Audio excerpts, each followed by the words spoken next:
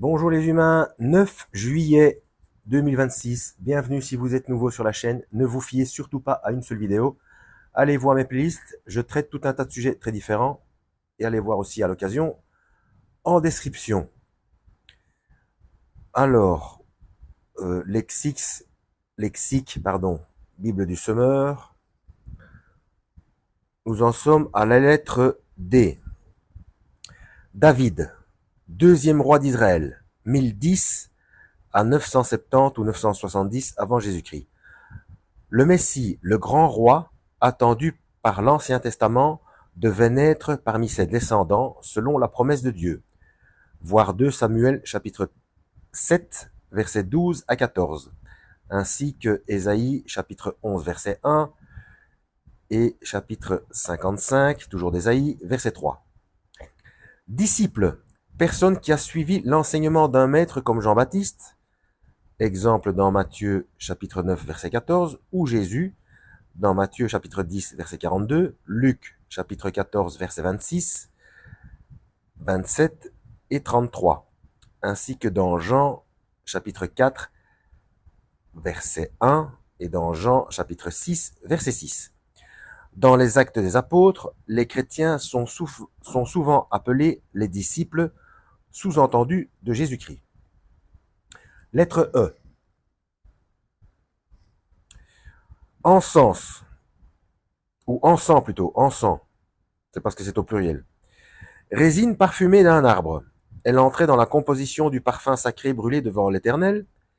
Exemple dans Exode chapitre 30, versets 34 à 36. Lévitique chapitre 13, versets 12 et 13. On l'ajoutait aussi à certaines offrandes. Lévitique chapitre 2, verset 1, ainsi que le verset 15. Et Lévitique chapitre 24, verset 7. Éphod, E-P-H-O-D, terme qui désigne, selon les passages, soit un vêtement de dessus porté par les prêtres israélites. Je rappelle que les éphodes sont prêts. Renseignez-vous auprès de l'Institut du Mont du Temple. Donc tout est prêt, les outils, les vêtements, etc. pour la construction du troisième temple. Dans ma playlist Évidence versus scepticisme, il y a une vidéo où on voit Trump accueilli par des gens de l'Institut du Mont du Temple, vérifier les plans du nouveau temple. Et ça se passe sur l'esplanade, sur l'esplanade du temple à Jérusalem. Donc tout se passe exactement comme prévu dans Daniel et dans l'Apocalypse. Donc Trump fait partie du plan de séduction. S'il y en a parmi vous qui regardent cette vidéo et qui pensent encore que Trump est du bon côté, il n'y en a pas. Alors tous ces évangélistes-là qui lisent soi-disant la Bible, franchement, ils n'ont pas vu que Trump est le second Cyrus. Il y a même une médaille qui a été faite à son effigie, à l'effigie de Cyrus et de Trump, en leur honneur. On peut même elle est même à vendre, on peut même la trouver sur Amazon et d'autres sites.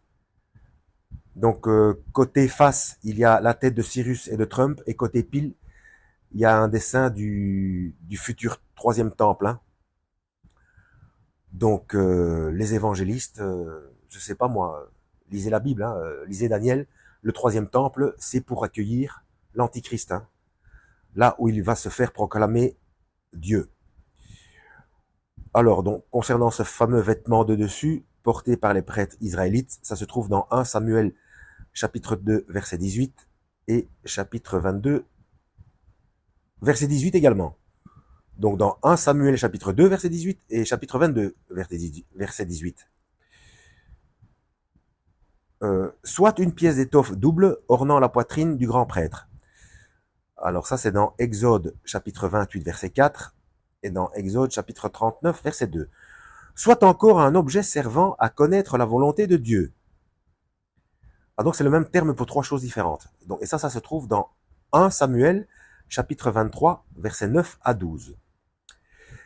Ésaïe, on est toujours dans la lettre E, l'un des plus grands prophètes de l'histoire d'Israël, dont le ministère a duré à peu près de 740 à 680 avant Jésus-Christ. Il est souvent cité dans le Nouveau Testament. Alors selon les traductions, il est aussi appelé Isaïe, hein, avec un I. Bon, c'est pas très grave, hein, c'est le même prophète. Hein. Eunuque, homme ayant subi la castration. Les eunuques occupaient souvent des fonctions importantes au cours royal du Moyen-Orient. Par exemple, dans Genèse chapitre 37, verset 36, Genèse chapitre 39, verset 1, Genèse chapitre 40, versets 2 et 7, et Daniel, versets 1 à 3. Et alors, EST, c'est quoi ça? Esther? C'est probablement Esther, hein? Chapitre 1, verset 10, et Esther, chapitre 4, verset 5. EST, c'est Esther, hein, normalement. Alors, le terme s'est attaché à cette fonction de sorte qu'on peut souvent le traduire par haut dignitaire, officier ou ministre. Par exemple, dans Actes chapitre 8, verset 27. Vérifier concernant Esther. Hein. Pour moi, je ne vois que ça, hein, parce que... alors, expier, c'est payer pour une faute par un châtiment considéré comme équivalent à la faute. En s'offrant lui-même en sacrifice, Jésus-Christ a expié le péché des hommes qui sont en union avec lui par la foi. Des hommes, des humains, quoi. Hein. Alors, exemple dans Jean, chapitre 10, verset 18, dans Romains, chapitre 3, verset 23, dans 1 Corinthiens, chapitre 15, verset 3, et dans Éphésiens, chapitre 5, verset 2, ainsi que dans Hébreux, chapitre 9, verset 14. Lettre F. Fils de David, nom que les Juifs donnaient au Messie, qui devait naître dans la lignée du roi David. Fils de l'homme, expression privilégiée par laquelle Jésus s'est régulièrement désigné lui-même. 69 fois, dis donc. Tiens, c'est bizarre, 69 fois. Pourquoi? Normalement, il aurait dû, quand on s'intéresse aux chiffres et nombres, il aurait dû aller jusqu'à 70, jusqu'à 70. Ou alors, il y a ces 69 fois, peut-être parce que l'ultime fois, ce sera lorsqu'il viendra régner. Je ne sais pas, je dis ça comme ça, puis ça n'a pas beaucoup d'importance, hein, c'est juste une curiosité de ma part, je ne sais pas. Bon, bref, ça change rien au salut. Hein. Alors, désigné lui-même 69 fois, et qui renvoie à la prophétie de Daniel, bah oui, tout à fait, dans Daniel chapitre 7, versets 13 et 14, ainsi que le verset 27, et CF, attendez, parce que CF, je sais ce que ça veut dire maintenant, je vais aller jeter un coup d'œil. Voilà, je suis dans le dictionnaire pour être exact, hein, parce que moi je dis CF, je dis toujours référence, mais en fait, c'est abréviation de confère, mot latin signifiant comparer, reportez-vous à, qui indique au lecteur qu'il doit se reporter à ce qui suit. Voilà, donc c'est comparer, donc c'est plutôt comparer, hein, plutôt que se référer, enfin, c'est à peu près pareil, nom d'une pipe. Où en étions-nous?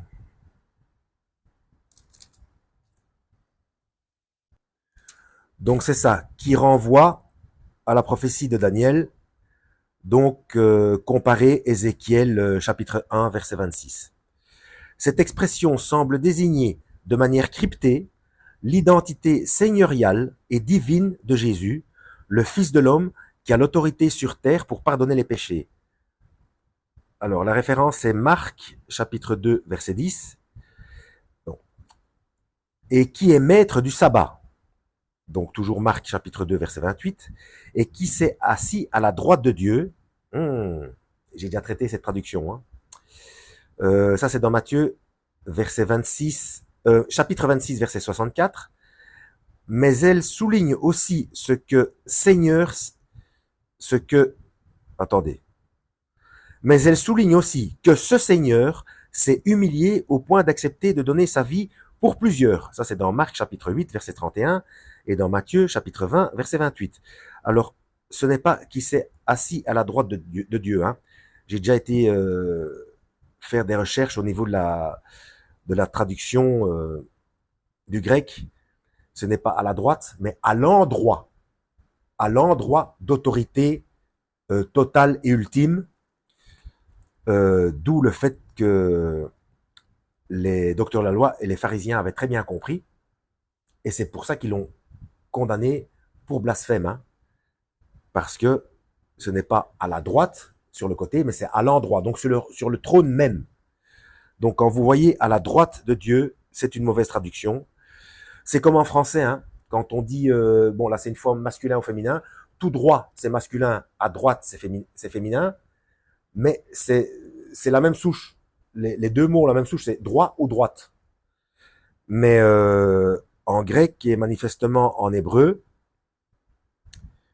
c'est le même mot, donc à l'endroit et à la droite, et ça a été traduit, ça a été traduit en français par à la droite, alors qu'il avait spécifié, vous verrez le Fils de l'homme assis à l'endroit d'autorité, donc sur le trône.